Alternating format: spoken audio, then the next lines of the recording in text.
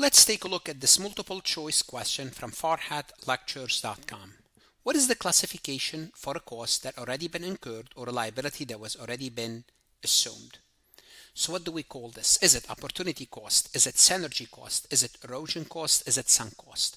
Now you need to know all four. What is an opportunity cost? An opportunity cost refers to what? To the potential benefit that you give up by choosing one option over another. I can go to school or I can work. If you go to school, the cost of school would include giving up the work. Therefore, that's not the definition of what we are being asked. Therefore, A is not the right answer. You need to know what an opportunity cost is, but that's not opportunity cost.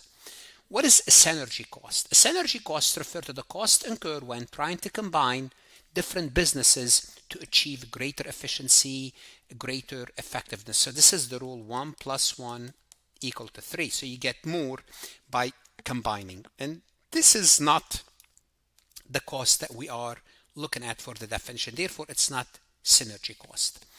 Is it erosion cost? What's erosion cost? Something being eroded, being taken away.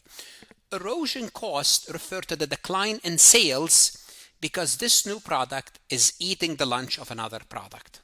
No, that's also not the definition. Costs that already been incurred, that already been assumed, that's not erosion.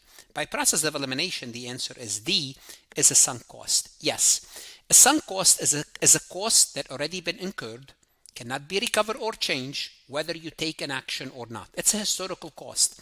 It's not relevant in our decision making because it's not going to change anything about the future. So what could be some examples of sunk cost? If you purchase an equipment or a machine or you did the research in the past, that's it. You can no longer change that.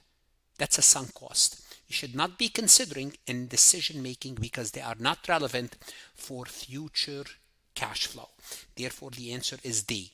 Now, if you're working on Farhat Lectures, you could ask the AI to explain the topic, explain the correct and incorrect answer in depth, or create a similar MCQ if you want to practice this topic a little bit more in depth.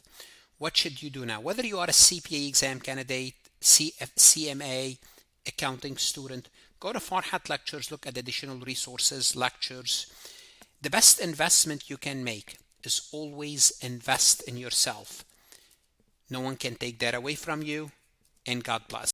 Want to see more CPA exam multiple choice questions solved step by step? At farhatlectures.com, you will get hundreds of video solved MCQs step by step, including previously released AI CPA questions, previously released AI CPA simulation, in-depth lectures and resources to prepare for the CPA exam, AI tools that's going to help you study smarter, not harder, CPA exam podcast lessons where you can learn on the go.